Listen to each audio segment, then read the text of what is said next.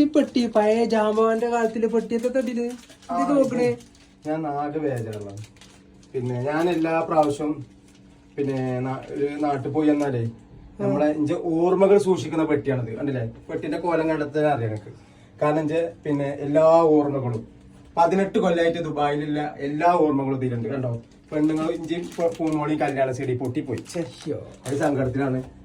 പിന്നെ ജപ്പാന്റെ ഫോണ് ഉപ്പാന്റെ ഫോണിൽ അന്ന് സൂക്ഷിച്ചിരിക്കുന്നു.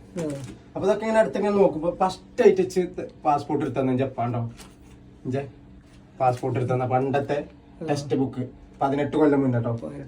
എന്നിട്ട് എടുത്തന്ന പാസ്പോർട്ടാണ്. പിന്നെ ആദ്യമായിട്ട് ആരാധനയ്ക്ക് വന്നാണ്ട് അലാറത്തിന് വേണ്ടി പേടിച്ചിട്ടേ ടൈം അലാറം വെച്ച അലാറാണ്. പിന്നെ വർഷം അന്നൊക്കെ പെണ്ണുങ്ങള് ഗ്രീറ്റിംഗ് ആശീനും മറ്റേ വിവാഹ വാർഷികത്തിന് അത് പെങ്ങളെ കല്യാണ ഫിലിമാണത്.